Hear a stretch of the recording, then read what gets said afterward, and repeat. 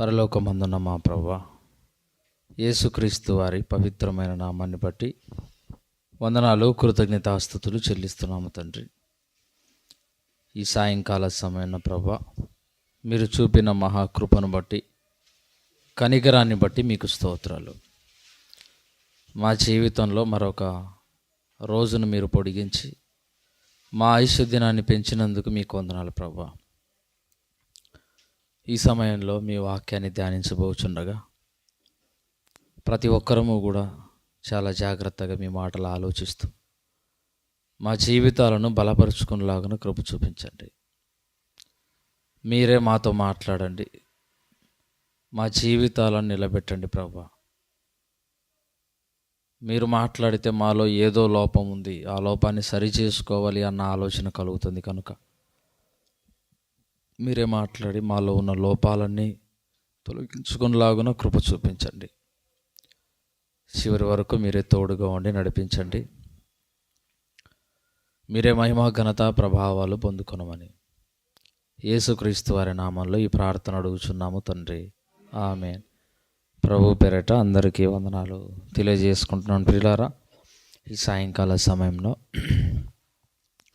కొద్ది నిమిషాలు మనం దేవుడి వాక్యం నుంచి కొన్ని మాటలు ధ్యానించుకుందాం. మనష్య రాజు గురించి కొన్ని విషయాలు మనం మాట్లాడుకుందాం. మరి ఆయన గురించి మనం మాట్లాడుకుంటున్నప్పుడు ఆయన జీవితాన్ని ఒకవైపు, మన జీవితాన్ని ఒకవైపు పెట్టుకొని ఆయనలో ఉన్నవేంటి, మనలో లేనివేంటి, ఆయనలో ఏ చెడు లక్షణాలు ఉన్నాయి, మనం ఆ లక్షణాలు కలిగి ఉన్నామా లేదా, ఇలా మనం ఆలోచించుకుంటూ దేవుడి వాక్యాన్ని ధ్యానించుకుందాం. రెండవ దినవృత్తాంతముల గ్రంథము 33వ అధ్యాయము 1-2 వచనాలు చదువుకుందాం. మనష్షే ఏలన ఆరంభించినప్పుడు 12 ఏండ్ల వాడై యెరూషలేములో 75 సంవత్సరములు ఏలాడు. మనష్షే రాజు ఎప్పుడయ్యాడంటే 12 సంవత్సరాలు. 12 సంవత్సరాల్లో ఒక వ్యక్తి రాజుగా నియమించబడ్డాడంటే మరి దేవుడికి అతని మీద ఎంత ప్రణాళిక ఉంటుందో ఆలోచించండి ఒకసారి.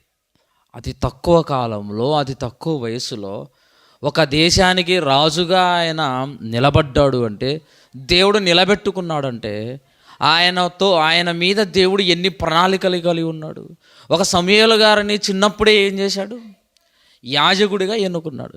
ఒక దావీదు గారిని చిన్నప్పుడే రాజుగా అభిషేకం చేశాడు. అంటే చిన్న వయసులోనే వాళ్ళు అధికారాన్ని చేపడుతున్నారంటే వారికి ఎంతో పని ఉంది.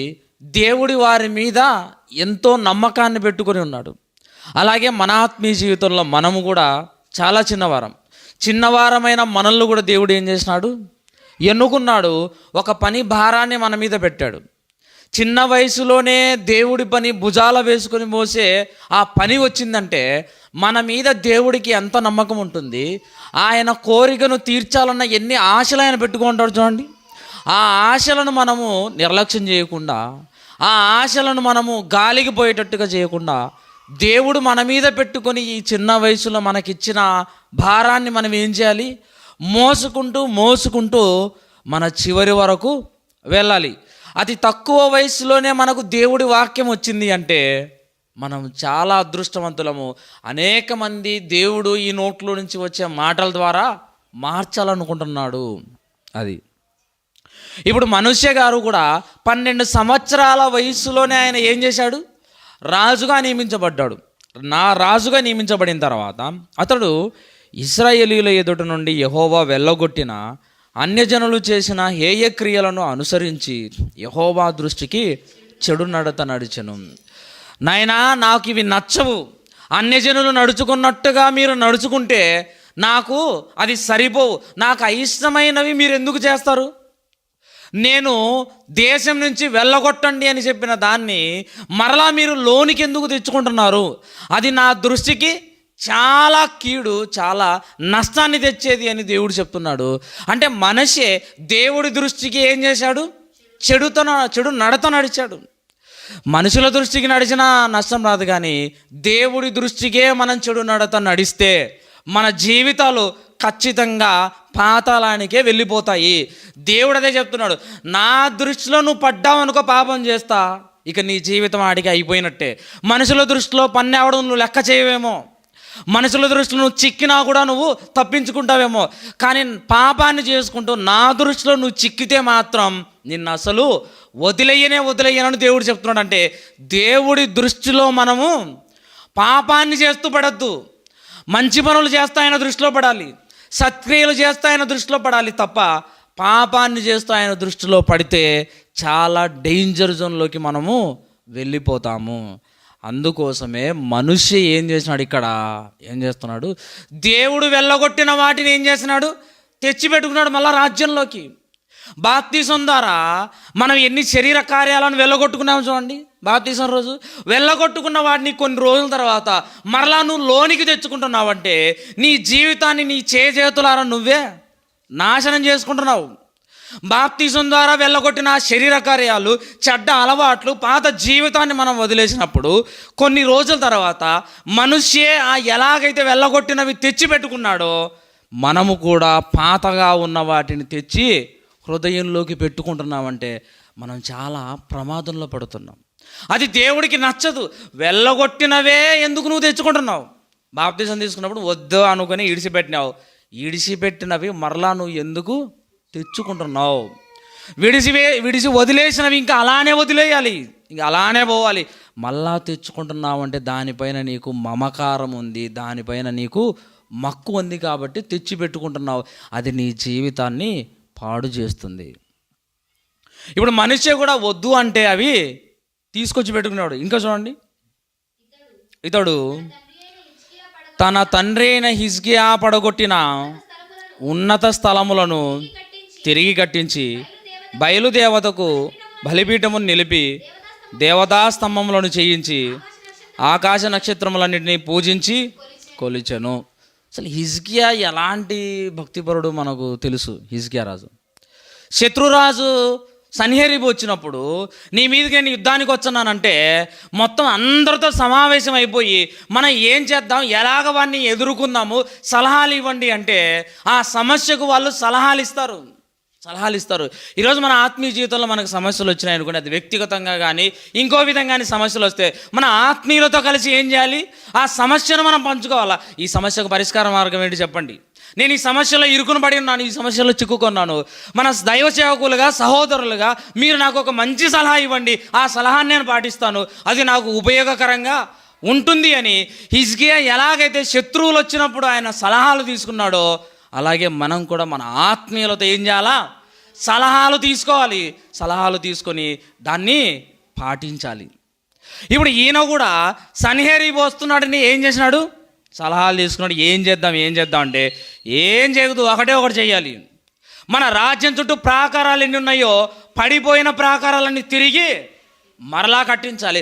ఆ ప్రాకారానికి ఇంకొకటి అవతల కట్టాలి. అలా కడితేనే ఆ శత్రువును మనము ఆపగలుగుతామని ఒక మంచి సలహా ఇస్తున్నారు చూడండి. ఈరోజు మన ఆత్మీయ జీవితంలో కూడా ఎన్నైతే మనకు ప్రార్థన అన్నది పడిపోయిందో, ప్రేమ అన్నది పడిపోయిందో, భక్తి అన్నది పడిపోయిందో వాటిని ఏం చేయాలో దేవుడి మాటలతో తిరిగి శత్రు దుర్భేద్యముగా మనం దుర్గాలుగా కట్టుకోవాలి. ఆ అవతల నుంచి అపవాది ఎన్ని వేసినా కూడా ఆ గోడలను దాటి మన దగ్గరికి రాకునేంతగా మహాదుర్గాలను మనము నిర్మించుకోవాలి, ఏర్పాటు చేసుకోవాలి. అప్పుడే మన ఆత్మీయత బలంగా ఉంటుంది, అప్పుడే మన భక్తి నిశ్చలంగా ఉంటుంది, అప్పుడే మన ప్రేమ స్థిరమైనదిగా నిలబడుతుంది. చూడండి, వీటిని ఈ ప్రార్థనను, భక్తిని, ప్రేమను మనం దుర్గాలుగా మన చుట్టూ కట్టుకోవాలి. కట్టుకుంటేనే మనము నిలబడగలుగుతాం. ప్రేమన దేవుడు అలా పాతగా పడిపోయిన వాటన్నిటిని ఆయన సిద్ధం చేస్తున్నాడు. ఎలాంటి భక్తిపరుడు హిజ్కియా రాజు అంటే శత్రువు తన మీదకి వచ్చినప్పుడు ప్రజలందరూ భయపడుతుంటే ఒకే ఒక మాట, మీరు ధైర్యంగా ఉండండి, మీరు భయపడకండి, ఆడికంటే ఎక్కువ సహాయం మన దగ్గర ఉంది. వాడు మాంస సంబంధమైన బాహువే, కానీ మన దగ్గర ఉన్నది ఈ ప్రపంచాన్ని కలిగించిన యెహోవా ఉన్నాడు. మీరెందుకు భయపడుతున్నారు చెప్పండి? ఎంత ధైర్యం చెప్తున్నాడో నాయకుడిగా చూడండి. ఆయన భయపడలేదు, భయపడుతున్న వారికి ధైర్యాన్ని చెప్తున్నాడు, భయపడకోకుండా. ఈరోజు మనం కూడా అలానే ఉండాలండి. మనం కూడా అవతల నుంచి ఎన్ని వచ్చినా కూడా ఒకటే ఒకటి, మనం దేనికి భయపడకూడదు, ధైర్యంగా ముందడుగు వేద్దాం. మనం అందరం కలిసికట్టుగా మన ఆత్మీయ జీవితాన్ని నిలుపుకుందాం. దేవుడి కార్యక్రమాలను మనము గొప్పగా చేద్దామన్న ఒక ధైర్యాన్ని మనకు మనమే ఏం చేయాలా, ఇచ్చుకోవాలి. మనకు మనమే చెప్పుకుంటూ ఒకరినొకరు పురికొల్పుకోవాలి. హిజ్కియా రాజు గారు చేసింది అదే. తండ్రి ఎలాంటి భక్తి కలిగి ఉన్నాడో కొడుకు ఎలాంటి భక్తి కలిగి ఉన్నాడో చూడండి. తండ్రి లాంటి భక్తిని కొడుకు కలిగి లేడు. హిజ్కియా రాజు చేసిన కార్యక్రమాలు చాలా గొప్పగా ఉన్నాయి, చాలా ఉన్నతంగా ఉన్నాయి. అదే చెప్తాడు, అయ్యా నీవే మాకు దిక్కు, ఎవరున్నారు ఈ భూమి మీద? ఏ మనిషి దగ్గరికి వెళ్ళినా మాకు విజయం రాదు, ఏ మనిషి దగ్గరికి వెళ్ళినా న్యాయం దొరకదు, నీ దగ్గర మాత్రమే మాకు న్యాయం దొరుకుతుంది. నువ్వే మాకు విజయాన్ని ఇచ్చేవాడవు.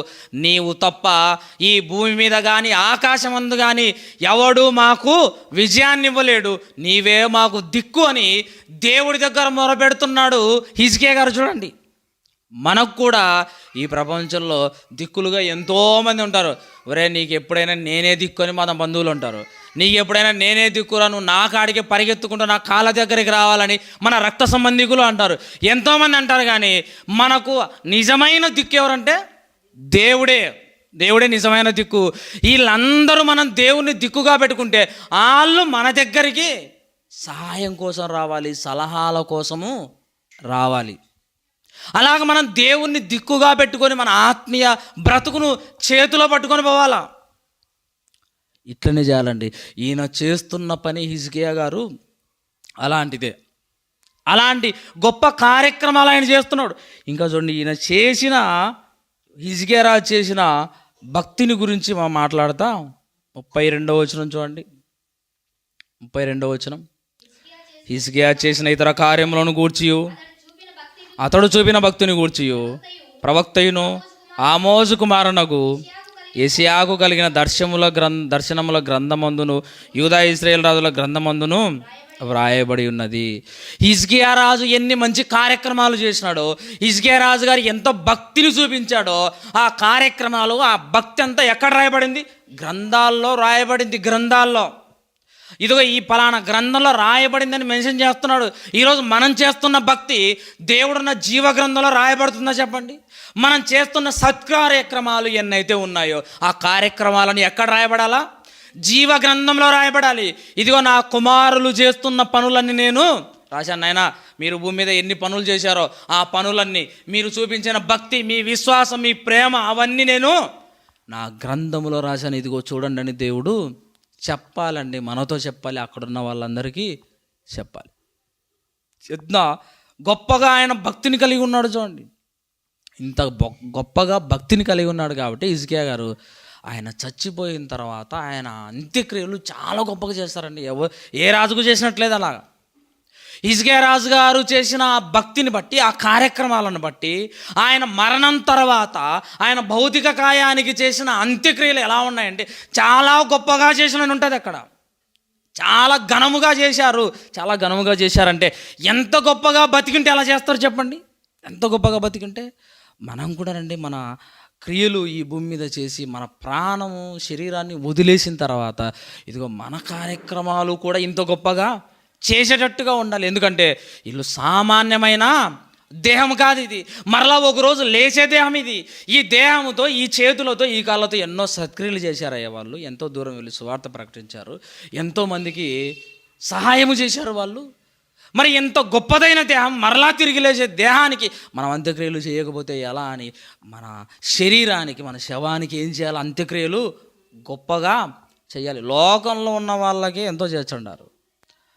వాడు లోకములో ఒక రాష్ట్రానికో మంచి చేస్తేనే ఎంత గొప్పగా చేస్తారు చెప్పండి. సినిమాలన్నీ తీసి వాళ్ళ వేసుకున్న పనికిమాల డ్రెస్సులను బట్టి వాళ్ళను గొప్పగా ఊరేగించే సందర్భాలు ఉన్నాయి. అదే మనం అంత భక్తిగా బ్రతికి అంత గొప్పగా ఉంటే మన అంత్యక్రియలు ఇంకెంత గొప్పగా చేయాలో చూడండి. అంటే మన జీవితము హిజ్కియా గారి జీవితం లాగా మన జీవితం ఉంటే మనము గొప్పగా దేవుడి దగ్గరికి వెళ్తాం. ఇలాగా తండ్రి ఉంటే కొడుకు చూడండి ఎలాంటి పరిస్థితి లేకపోతున్నాడు.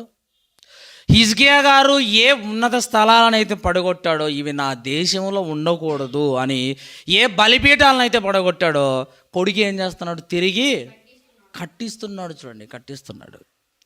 మన ఆత్మీయ జీవితంలో మనలో ఉండకూడదు అని ఎన్నో స్తంభాలుగా, మహావృక్షాలుగా అయిపోయిన చెడ్డ అలవాట్లు, శరీర కార్యక్రమాలన్నీ మనం పడగొట్టుకుంటున్నాం.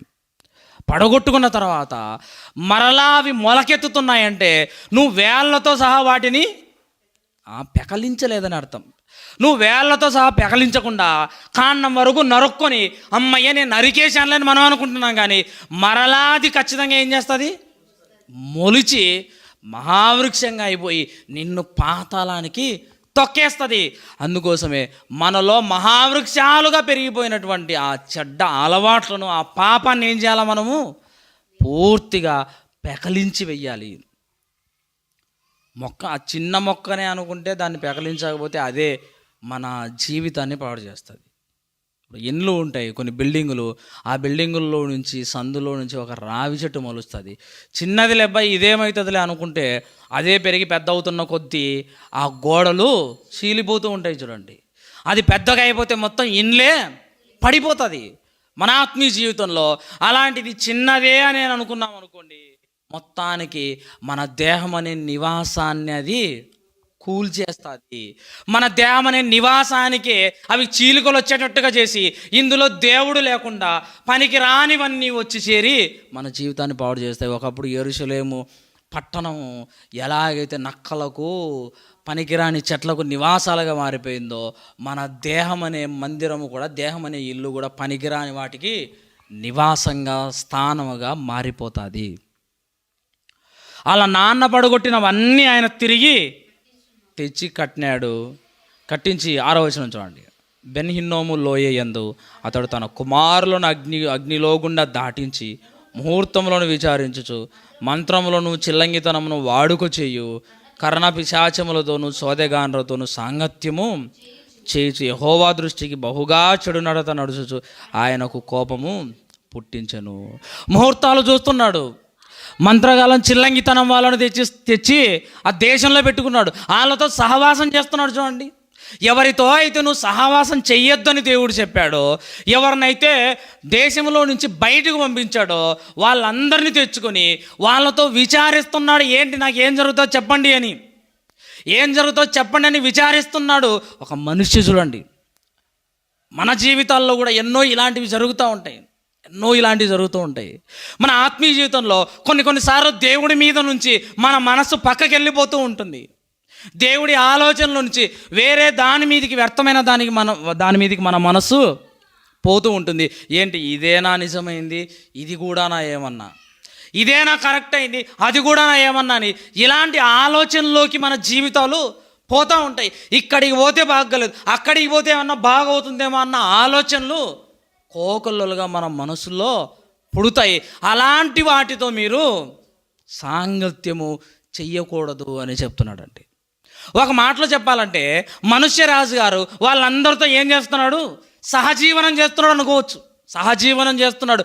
వాడుక చేసే వారితో ఈయన సాంగత్యం చేస్తున్నాడు. అలవాటుగా చేసే కార్యక్రమాలన్నీ వాళ్ళు, అలవాటుగా చేసే వాళ్ళతో ఈయన ఏం చేస్తున్నాడు?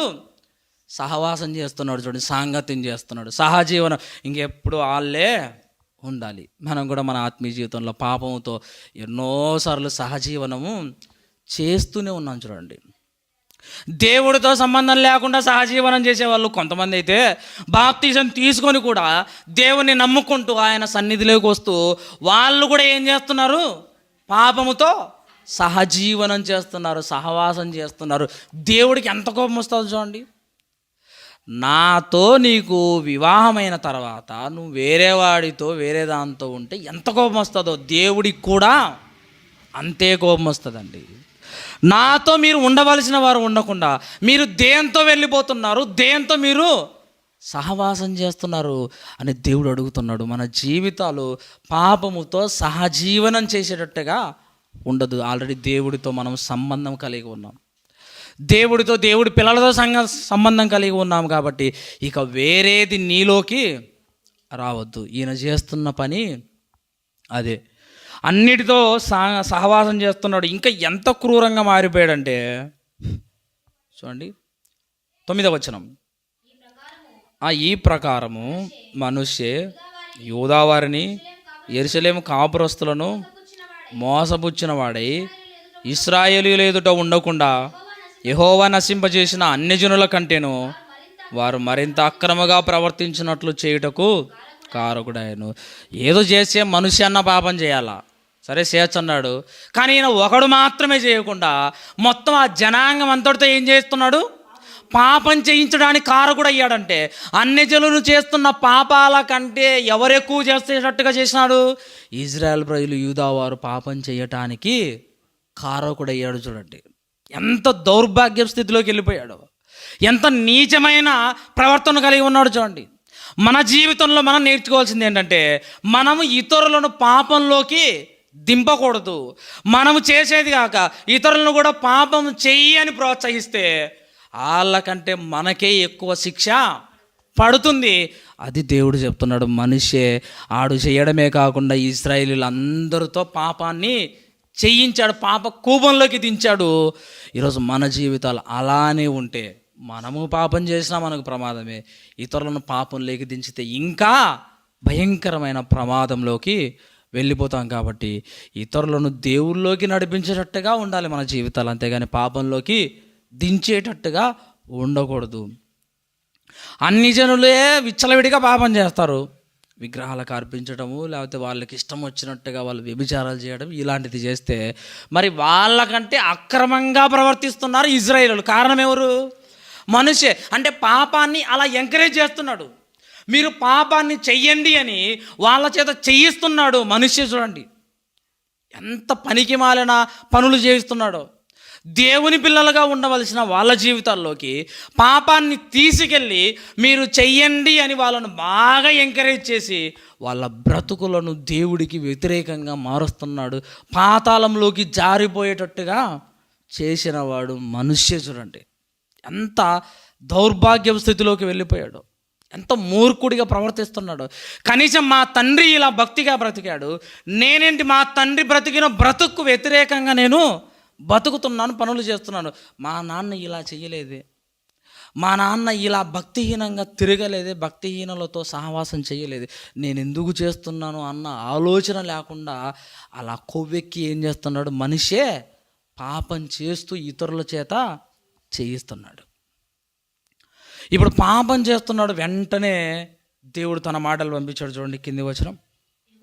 యెహోవా మనుష్యకును అతని జనులకును వర్తమానములు పంపినను అది చెవి యొగ్గకపోయిరి. దేవుడు ఎప్పుడైనా గుర్తుపెట్టుకోవాలి, మనము పాపాన్ని మనం చేసినప్పుడు, దేవుడికి వ్యతిరేకంగా పాపాన్ని చేసినప్పుడు వెంటనే దేవుడు ఎవరిని పంపిస్తాడు? సేవకుని పంపిస్తాడండి. గుర్తుపెట్టుకోవాలి. మనం పాపంలో ఉన్నప్పుడు మన జీవితాలు, మన ప్రవర్తన అంతా పాపంలోకి దిగజారిపోయినప్పుడు దేవుడు వెంటనే సేవకులను పంపిస్తాడు, మీరు వెళ్ళి చెప్పండి అని. ఇప్పుడు మనిషే తప్పు చేసినప్పుడు మనిషే దగ్గరికి కూడా ఎవరు వచ్చారు? దేవుడి సేవకులు వచ్చారు, వర్తమానాలు చెప్పినారు. చెప్పినా కూడా వాళ్ళు చెవి యొగ్గలేదంటే ఎంత కూరుకొని పోయారో పాపంలో. చూడండి దేవుడి మాటలు వినబడుతున్నా కూడా వినలేనంత దౌర్భాగ్యంగా వాళ్ళ జీవితాలు మారిపోయాయి. హృదయము కొవ్వెక్కింది కాబట్టి ఈటి వరకు పోతున్న వాళ్ళ బ్రతుకుల్లో వాక్యం ఇక్కడికి పోకుండా ఉంది. కారణం ఏంటంటే హృదయము కొవ్వెక్కింది, మదించిపోయింది కాబట్టి సేవకుల మాటలు వాళ్ళ మనసుల్లోకి పోలేదు. ఈరోజు మనకు కూడా వాక్యం వినబడుతుందంటే మనలో ఏదో లోటుపాట్లు ఉంది, ఏదో తక్కువ ఉంది కాబట్టి దాన్ని సరిదిద్దుకోవడానికి మన దగ్గరికి వాక్యము వస్తుంది అని మనం అర్థం చేసుకోవాలి. అది ఎవరైనా సరే దేవుడి వాక్యం మన దగ్గరకు వచ్చింది అంటే మనలో ఉన్న బలహీనతను బలంగా చేసుకోవాలి, మనలో ఉన్న ఆ లోటును మనం పూడ్చుకొని దేవుడిలో గొప్పగా నిలబడటానికే దేవుడి వాక్యము, దేవుడి సేవకుల ద్వారా మన దగ్గరికి వస్తుంది. అలా వచ్చినప్పుడు మనము తల దించాలి, మన మనస్సును తెరవాలి, అప్పుడే వాక్యం వస్తుంది లోనికి. వాళ్ళ జీవితాలు ఇలా కాదు, మనుష్య బతుకట్నే ఉంది, వాళ్ళ జనాంగం బ్రతుకులు కూడా అట్లే ఉన్నాయి. విననేలంత పరిస్థితుల్లోకి వాళ్ళు వెళ్ళిపోయారు. చూడండి దేవుడు గద్దిస్తున్నప్పుడు వినాలి. బిలామును గద్దించిన బిలాము ఏం చేసినాడు? వినలేదు, పోయినాడు, ఆయన జీవితాన్ని పాడు చేసుకున్నాడు. ఇలా బైబిల్లో చాలామందిని దేవుడు గద్దించిన వాళ్ళ గద్దింపుకు వాళ్ళు లోబడలేదు. కొరాహు దాతాను అభిరాములు కూడా లోబడలేదు. లోబడని వాళ్ళ జీవితాలు ఎలా మట్టిలోకి వెళ్ళిపోయాయి చూడండి. మనం కూడా దేవుడి వాక్యానికి లోబడకపోతే, మనం కూడా సేవకుల మాటలకు లోబడకపోతే మన జీవితాలు కూడా వాళ్ళ బ్రతుకులకు పట్టిన గతే మన జీవితాలకు కూడా ఖచ్చితంగా పడుతుంది. అందుకోసమే దేవుడు తన పిల్లల దగ్గరికి వాక్యాన్ని పంపించినప్పుడు ఆ వాక్యానికి మనము లోబడాలి. లోబడితేనే దావీదు గారు చూడండి, తప్పు చేశారు, ఎవరికీ తెలియదు, ధైర్యంగా ఉన్నాడు. పాపం సేవకుడు వచ్చాడండి. సేవకుడు నాతాను ప్రవక్త వచ్చి, ఇదిగో దావీదు నువ్వు తప్పు చేశావు, ఎవడో కాదు నువ్వే అన్నప్పుడు భయపడిపోతాడండి. నా ఇష్టమయ్యా, నువ్వెవడు నాకు చెప్పడానికి? రాజుగా నేను ఎంతో మందిని అలా చేస్తాను అన్న మాట నోట్లో నుంచి రాలేదు. పశ్చాత్తాపంతో ఆ గద్దింపును తీసుకున్నాడు. నేను చేసింది తప్పే అనుకున్నాడు. ఇక ఎప్పుడూ కూడా తప్పు చేయకుండా బతికిన మహానుభావుడు అండి. అంటే గద్దింపును మనం తీసుకున్నప్పుడు, మనలో తప్పు చేసినప్పుడు మనకు గద్దింపు వస్తే ఆ గద్దింపును ఖచ్చితంగా మనము తీసుకోవాలి. విసుగకూడదండి. విసిగితే ఆ గద్దింపుకు సంబంధించిన మాటలు నిన్ను బలపరచకుండా నీ దగ్గర నుంచి వెళ్ళిపోతాయి. ప్రేమతో తీసుకోవాలండి గద్దించినప్పుడు. ఆ గద్దింపు మాటలే నిన్ను ఒకనాడు గొప్ప స్థాయిలో నిలబెడతాయి. దావీదు గారు ఎన్నోసార్లు చెప్పుకుని ఉంటాడేమో, ఆ రోజు నాతాను ప్రవక్త నా దగ్గరికి వచ్చిండకపోతే ఈరోజు నేను ఇంత భక్తిగా బతికేవాడిని కాదని ఎన్నోసార్లు చెప్పుకుని ఉండొచ్చు పాపం. అంటే అదొక్క సిచ్యువేషన్, అదొక్క సందర్భము ఆయన జీవితాన్ని టర్నింగ్ చేసింది చూడండి. టర్న్ చేసింది, ఆయన జీవితాన్ని ఒక మలుపు తిప్పింది చూడండి. అదే గద్దింపు లోబడకపోతే ఈరోజు దావీదు గారి గురించి మనం చాలా క్రూరంగా చెడ్డగా ఆయన బ్రతుకు గురించి మాట్లాడుకునే వాళ్ళం. ఈరోజు మనకు కూడా పాపంలో మనం మగ్గిపోతున్నప్పుడు ఏదో సేవకుడు చెప్పిన వాక్యమని ఆ రోజు ఆ సేవకుడు నాకు ఆ వాక్యము అందించకపోతే, ఆ మాటలు నేను వినకపోతే ఈరోజు ఇంత స్థాయిలో నేను ఉండేవాడిని కాదు అని మనం కూడా అప్పుడప్పుడు చెప్పుకుంటూ ఉంటాం. అంటే ఏంటి? ఆ వాక్యము మనల్ని ఏం చేసింది? బ్రతికించింది, సరైన మార్గంలో నిలబెట్టింది. గద్దింపుకు మనం లోబడాలి, విసుగకూడదు. ఇప్పుడు దేవుడు సేవకులను పంపించినప్పుడు వీళ్ళు మాత్రం ఆ మాటలకు లోబడలేదు. లోబడకపోతే ఏం జరిగిందో చూడండి. కాబట్టి యెహోవా శూరురాజు యొక్క సైన్యాధిపతులను వారి మీదికి రప్పించెను.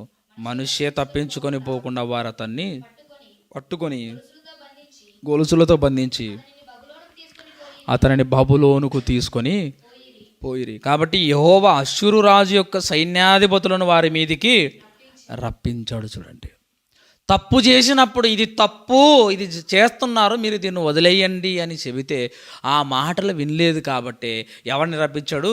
అష్షూరు సైన్యాన్ని అంతటిని కూడా మనుష్య మీదికి రప్పించాడు. చూడండి, కారణం ఏంటయ్యా అంటే ఆయన గద్దింపుకు లోబడలేదు, దేవుడి మాటకు చెవియెగ్గలేదు.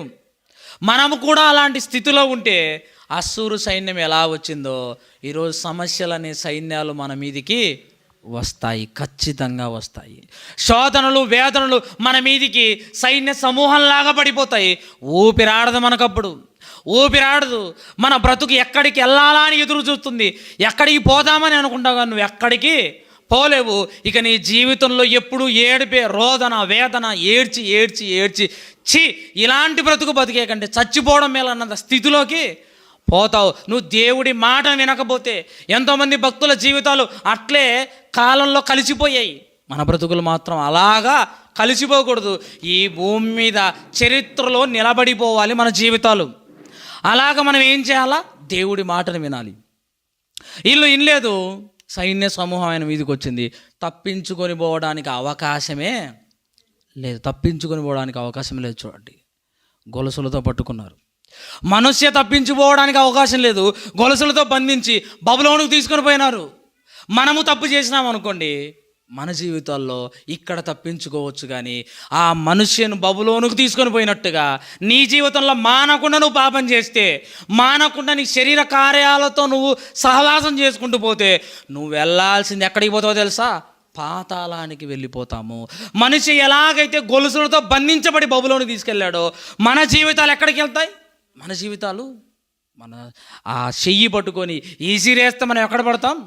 పాతాళంలో పడిపోతాం ప్రేమైన దేవుడు వాళ్ళారా. చూడండి ఎంత భయంకరమైన పరిస్థితి మనకు కలగబోతుందో. మనిషి జీవితం అట్లనే ముగిసిపోతుందేమో అనుకున్నాడు పాపం ప్రేమైన దేవుడు వాళ్ళారా. ఇక అయిపోయింది మన బ్రతుకు, ఇక దేవుడికి వ్యతిరేకంగా బతికినందుకు నేను బబులోనుకు ఈ చెరలోకి చెరలోకి వచ్చానని అనుకుంటున్నాడు. తర్వాత చూడండి, అతడు శ్రమలో ఉన్నప్పుడు తన దేవుడైన యెహోవాను బతిమాలు కొన్నాడు. ఇది రావాల్సింది. మనిషికి ఎప్పుడైనా క్షమాపణ ఎప్పుడు వస్తుంది అంటే, మారు మనసు ఎప్పుడు వస్తుందంటే, వాడు హీన దశలోకి పోయినప్పుడే వానికి ఏం కలుగుతుంది? మారు మనస్సు కలుగుతుంది. ఒకడికి రోగం వచ్చి మంచంలో పడిపోయి పట్టించుకునేవాడు ఎవడూ లేకుండా ఉంటే అప్పుడు దేవుడు గుర్తొస్తాడు.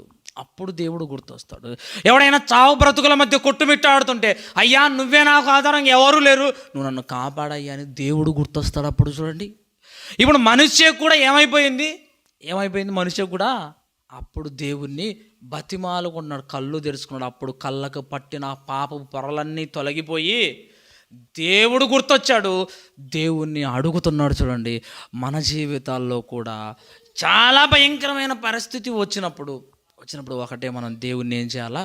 బ్రతిమలాడుకోవాలి. దేవుణ్ణి గోజాడుకొని మనం అడిగితేనే ఖచ్చితంగా మనకు క్షమాపణ. గోజాడుకొని అడిగితేనే దేవుడు తన చేతిని మన మీద పెడతాడు. లేదంటే ఆయన చేతుల్లో మనం పడిపోయి పాతాళానికి జారుకునే స్థితికి చేరుకుంటాం. ఇప్పుడైనా మన మారు మనసు వచ్చేసింది. ఇజ్రాయెల్ కూడా చాలా హీనదశ లేకపోయినప్పుడే దేవుడు గుర్తొస్తాడండి. వాళ్ళకు చాలా హీనదశ లేకపోయినప్పుడే. అంతవరకేమో వాళ్ళ ఇష్టానుసారంగా బతికి వాళ్ళ ఇష్టం వచ్చినట్టుగా తిరిగి వాళ్ళు పాపం చేస్తారు. ఆ తర్వాత ఎవరో ఒకరు వారి మీదకి వచ్చిన తర్వాత, యుద్ధానికి వచ్చి వాళ్ళ సంపద అంతా తీసుకెళ్ళిన తర్వాత, వాళ్ళని చెరగా తీసుకొని పోబడిన తర్వాత అప్పుడు దేవుడు గుర్తొచ్చి దేవుణ్ణి అడుగుతూ ఉంటారండి. ఇంకా మన జీవితాల్లో ఇలాంటిది ఉండకూడదు. మన జీవితాల్లో పాపాన్ని చేసి హీన స్థితిలోకి వెళ్ళిపోయి మనం దేవుణ్ణి అడిగేంత స్థితికి తెచ్చుకోకూడదు. మన జీవితాలు బాప్తిసం తీసుకున్నది మొదలుకొని ఎలా ఉందో అలానే ఉండాలి. దేవుణ్ణి బలాన్ని ఇవ్వు ప్రభువా, ఇంకా నేను ముందుకెళ్ళటానికి శక్తిని ఇవ్వు ప్రభువా, విశ్వాసాన్ని, భక్తిని నాకు ఇవ్వండి అయ్యా అని అడగాలి తప్ప, అయ్యా నన్ను క్షమించయ్యా ఇక నేను చెయ్యను అన్న మాట మన నోట్లో నుంచి రాకూడదండి. దేవుడు అదే కోరుకుంటున్నాడు మన నుంచి. ఈ మనిషికేమో బ్రతిమలాడుతున్నాడు. చివరిగా చూడండి, యెహోవాను బతిమాలుకొని తన పితరుల దేవుని సన్నిధిని తన్ను తాను బహుగా తగ్గించుకున్నాడు. అంటే ఒకప్పుడు సోదెగానులతో కనపిశాచి గల వాళ్ళతో సహవాసం చేసినప్పుడు ఆయనకు తగ్గింపు లేదా అంటే, నేను రాజును, నాకేంటి మీరు అందరు రండి, ఎవడొస్తాడో చూసుకుందాం అన్న గర్వం. చూడండి, మా నాన్న పడగొడాడా అయితే నేను నిలబెడతాను, మా నాన్న పడగొడితే బలిపీఠాలను నేను ఇప్పుడు అవే బలిపీఠాలను నిలబెడతాను, నాకు అడ్డు చెప్పేది ఎవరన్న గర్వంతో విచ్చలవిడిగా పాపం చేసిన మనుష్య హృదయంలోకి ఏమొచ్చింది? ఇప్పుడు తగ్గింపు వచ్చింది. చూడండి, మనకు కూడా గర్వం ఉన్నప్పుడు మనకు ఎవరూ కనపడరండి. గర్వం మన కళ్ళల్లో ఉన్నప్పుడు, గర్వం మన తలకెక్కినప్పుడు ఎదురుగా ఉన్నది ఎవ్వరూ మనకు కనపడరు. మనం అనుకున్నదే కరెక్ట్ అనుకుంటాం, మనం చేసేదే నిజం అనుకుంటాం. ప్రేమన దేవుడు వాళ్ళారా, ఎప్పుడు నీకు అర్థమవుతుందంటే, నీకు ఏదైనా ఒకటి జరిగి నువ్వు దుఃఖంలోకి వెళ్ళిపోయినప్పుడు, ఇంతవరకు నేను చేసింది తప్పు, ఇంతవరకు నేను కరెక్ట్గా చేయలేదు అని నీకు అప్పుడు పశ్చాత్తాపము కలుగుతుంది. ప్రేమన దేవుడు వాళ్ళారా, ఈరోజు ఆయన కూడా తగ్గించుకున్నాడు, బహుగా తన్ను తాను తగ్గించుకున్నాడు. దేవుడి దగ్గర మరలా పోయిన అధికారాన్ని తెచ్చుకున్నాడంటే ఆయన. మన జీవితాల్లో తగ్గింపు అన్నది దేవుణ్ణి మన వైపుకు తిప్పుకోవటానికి మన దగ్గర ఒక ఆయుధంగా పెట్టుకోవాలండి తగ్గింపును. ఈ తగ్గింపు అన్నది మన దగ్గర ఉంటే ఖచ్చితంగా దేవుడు మన వైపుకు తిరుగుతాడు. ఇది ఒక ఆయుధంగా మనం పెట్టుకొని మన ఆత్మీయ జీవితాన్ని వెలుగుతూ అనేక మందిని వెలిగించుకుంటూ వెళ్ళాలండి. ఆత్మీయ జీవితంలో మనకు ఒక ఆయుధంగా తగ్గింపును చేసుకోవాలి. ఎవడైనా సరే అండి, మనిషి కూడా తగ్గింపుకే పడిపోతాడు. మనిషి కూడా మనం తగ్గింపు కలిగి ఉంటే, ప్రేమ కలిగి ఉంటే, అవతల ఎంత క్రూడైనా సరే దానికి కరిగిపోతాడు. ప్రేమన దేవుడు వాళ్ళారా, మనిషే కరిగిపోతున్నప్పుడు పరలోకంలో ఉన్న దేవుడు ఇంకెంత కరిగిపోతాడు చూడండి. ఇంకెంత కరిగిపోతాడో. మనకు ఆ పశ్చాత్తాపం వచ్చి దేవుణ్ణి అడుగుతున్నప్పుడు దేవుడు తన కోపాన్ని అంతా తీసేసుకొని ఏమంటాడు, నేను నా కుమారుడికి సమాధానం ఇవ్వాలి, ఎందుకంటే వాడు మారిపోయాడు, వాడి బ్రతుకు మారిపోయింది, ముందున్న గర్వం వాడికి లేదు, ముందున్న కోరికలు వాడికి లేవు, ముందున్న అలవాట్లు వాడికి లేవని దేవుడు నీ తగ్గింపును బట్టి నీ వైపుకు తిరుగుతాడు. ఇప్పుడు ఆయన జీవితంలో కూడా అదే, తన్ను తాను బహుగా తగ్గించుకొని ఆయనకు మొరలిడగా అతని విన్నపములను ఆలకించి యెరూషలేమునకు అతని రాజ్యంలోనికి అతన్ని యెహోవా దేవుడై ఉన్నాడని మనుష్యే తెలుసుకున్నాడు. చూడండి, ఇలాగా తగ్గింపు అన్నది కలిగి ఉంటే పోయిన అధికారాన్ని కూడా మరలా తిరిగి తీర్చుకున్నాడు. చాలామంది రాజుల జీవితాల్లో ఇదే జరిగిందండి. చాలామంది రాజుల జీవితాల్లో ప్రారంభంలో గర్వంతో అహంకారంగా ప్రవర్తించిన వాళ్ళ జీవితాలు చివరిలోకి వచ్చేసరికి ఏమైపోతున్నాయంటే పశ్చాత్తాపడి తగ్గించుకొని వాళ్ళు మరలా దేవుడి వైపుకి వచ్చిన వాళ్ళు ఉన్నారు, పోయిన దాన్ని మరలా సంపాదించుకున్న వాళ్ళు ఉన్నారు. మరికొంతమంది ఆ గర్వం అహంకారముతోనే వాళ్ళు కాలగర్భంలో కలిసిపోయారు. చూడండి, విడిచిపెట్టిన వాళ్ళేమో గొప్పగా మిగిలిపోయారు, దాంతోపాటు చచ్చిపోయిన వాళ్ళ జీవితాలు భయంకరమైన పరిస్థితుల్లోకి వెళ్ళాయి. మన బ్రతుకులు కూడా అంతేనండి. ఆ గర్వంతో మనం ఉంటే వాళ్ళ జీవితాలు ఎట్లయిపోయినాయి, మంటే అట్లయిపోతాయి. ఆ గర్వాన్ని విడిచిపెట్టి మనం తగ్గింపును కలిగి బ్రతికితే మనకు ముందున్న వైభవాన్ని దేవుడు ఖచ్చితంగా తీసుకొని వస్తాడు. ముందున్న గొప్ప జీవితాన్ని, ఉన్నత స్థాయిని దేవుడు మరలా మనకు ఇస్తాడు. అలా మనం తగ్గింపు కలిగి జీవించాలి. చూడండి, తండ్రి ఎంత భక్తిగా బతికితే కొడుకు కనీసం అది తెలుసుకోకుండా బతికినవాడండి కొడుకు. మా తండ్రి చావు బ్రతుకుల మధ్య ఉన్నప్పుడు దేవుణ్ణి అడిగాడు, ఆయన ఆయుష్ను పెంచాడు. అంత గొప్పవాడు, ఆయుష్ను పెంచేవాడు ఆయన. నేను ఇలా చేసి నేను ఏదో ఒకటి తెచ్చుకొని నా జీవితాన్ని ఇలా పాడు చేసుకుంటే దేవుని నేను అడిగితే ఆయన ఇవ్వగలడా అన్న ప్రశ్న కూడా ఆయనకు లేదు, వేసుకోలేదు. చూడండి, తండ్రి ఏది అయితే చేస్తాడో కుమారుడు చూసినా అదే చేస్తాడని ఉంది కదా, కానీ ఇక్కడ రివర్స్ అయిపోయింది. చూడండి, తండ్రి గొప్పగా బ్రతికితే కొడుకు మాత్రం చాలా నీచంగా బ్రతికిన బ్రతుకు మనుష్యది. ఆ తర్వాత మంచిగా ఉన్నాడు, ఆ తర్వాత ఆయన జీవితము గొప్పగా ఉంది అండి. మన జీవితాల్లో కూడా ఇక మనుష్య గారి జీవితాన్ని బట్టి మనం నేర్చుకోవాల్సింది, ఆయన ప్రారంభంలో ఎంత గొప్పగా ఉన్నాడో మన ముగింపులో బాగున్నాడండి. మన జీవితాలు ప్రారంభంలో ఎలా ఉన్నాయి, ముగింపులో కూడా అలానే ఉండాలండి. మనం చనిపోయే ముందు కూడా మన జీవితాలు దేవుడికి నచ్చినట్టుగా ఉండాలి. మనం చనిపోయే ముందు కూడా మన విశ్వాసం దేవుడికి నచ్చాలి. చనిపోయే ముందు మన భక్తి దేవుడికి నచ్చాలి. చనిపోయే ముందు మనలో ప్రేమ చావకుండా మనం కాపాడుకోవాలి. సజీవమైన వాక్యంతో ఆ ఆత్మఫలాలను సజీవమైనవిగా మనం చేసుకుంటూ మన ఆత్మీయ బ్రతుకులో ఆయన దగ్గరికి చేరుకోవాలి. ప్రేమైన దేవుడు వాళ్ళారా, అంటే అలా ప్రతి ఒక్కరు ఉండాలని ఆశిస్తూ దేవుడు తన వాక్యాన్ని దీవించునుగాక. ఆమేన్. అందరూ మోకరించి